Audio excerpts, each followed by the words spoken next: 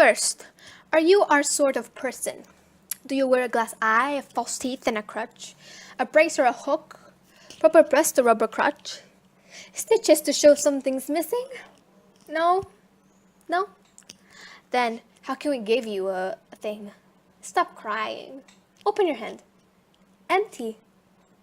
Empty. Here's a hand. To feel it and willing to bring teacups and roll away headaches and do whatever you tell it. Will you marry it? It is guaranteed. To thumb shut your eyes at the end and dissolve all sorrow, we make new stock from the salt. I notice you're stark naked. How about this suit? Black and stiff, but not a bad fit. Will you marry it? It's waterproof, shatterproof, proof. Against fire and bombs through the roof. Believe me, they'll bury you in it. Now, your head, excuse me, is empty. I have the ticket for that. Come here, sweetie, out of the closet. Well, what do you think of that? Naked as paper to start, but in 25 years, she'll be silver. In 50, gold.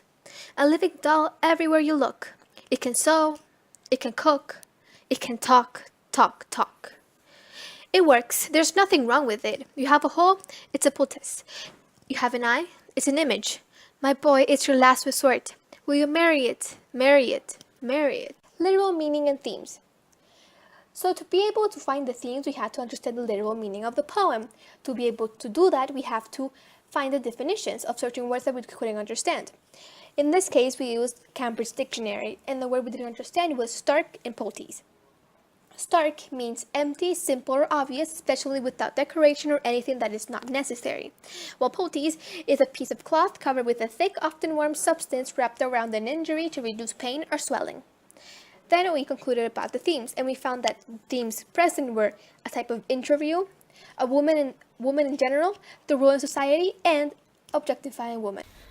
Title. The title The Applicant suggests the poem's content by expressing the meanings of gender stereotypes, marriage, social groups, and amongst others. These characteristics are asked to an applicant in an interview with the purpose of depicting the role of troubled women or the troubled role of women in society. Tone. The author of the poem is a white woman. From the poem's tone as well as prior knowledge, the author must have been around her 30s when writing this poem. In the poem, the author transmits her ideas with a desperate voice. She is constantly interrogating the applicant with the purpose of finding personal information and facts. The author's main accomplishment is to describe the role of women in a marriage and society as a whole. In the poem as a whole, the author does not address a specific person. Instead, she addresses women societies in general. Therefore, she utilizes strong and bold words to convey this message. The structure of the poem is very simple and straightforward.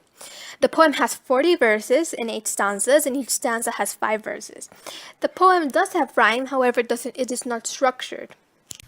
So, as my friend mentioned previously, Sylvia Plath is a very sarcastic author, and she portrays this, she mocks this sarcasm, especially in this poem called The Applicant, as she describes, also, when it comes to language and imagery, we can notice tons of stuff in here.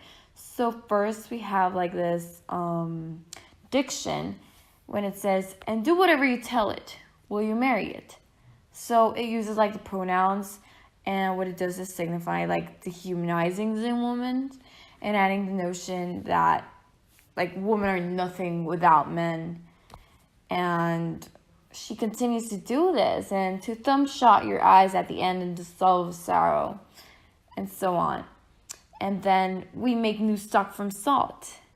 And, this can suggest a lack of personality from the woman.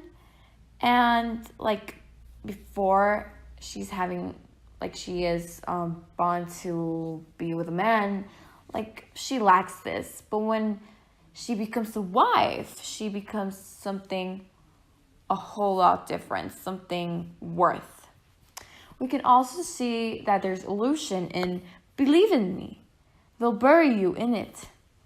And this kind of like stands behind the idea of like marriage, because it is like you have an obligation to fulfill your partner in like this lifelong situation, and like the wedding vows, like all of that is involved in there. We also have like symbols, as in black and stiff but not a bad fit. The black suit is what symbolizes death prior to marriage. So the women are expected to put on this like disguise of like sorts of representations by the suit she mentions. And we also have repetition of the word marry, and she's like, will you marry it? Will you this? Will you that? Marry, marry, marry, marry, marry. And she likes to like revisit this phrase because we want to acknowledge like the importance of marriage and like the meaning behind it. We also have anaphorus, which is, it is waterproof, shatterproof, proof against fire, bombs through the roof. And she repeatedly and continues to use these words like to emphasize like the true meaning of what a dedication in marriage means. There's some asides as well, as come here, sweetie, out of the closet. And she's like endearing like this sarcastic manner of the ideas that were held about women by that time, and probably can continue up to this day. And it's a very like childish way of addressing women, as she were like unable to do this type of adult conversations and stuff. We also have like this rhetorical question, like, well, what do you think of that? And what do you think? And what do you think? And it's also meant to like enhance the tone of the poem. And it follows a pattern of like the woman like belittling like the intelligence of women. And we also have more illusion, but in 25 years you'll be silver, in 50 gold. So it's like a reference, like, when you always celebrate like the 50th anniversary, and like the gifts are always big and stuff, and it has like a bigger value like when it comes to marriage. And then it continuously repeats talk and talk and talk, because it's like the behavior of women in their job as wives. And we have metaphors such as a living doll everywhere you look, in comparison like to women and objects. It just portrays like a whole nother perspective of women. And yeah, so it continues along. And for the imagery, we can notice that through the poem we get like a very detailed description, causing like this vivid imagery. For example, in the first stanza, we have a description of stereotypes whom the interviewer calls out of the closet. So hope you guys enjoyed this analysis of The Applicant by Sylvia Plath. Thank you.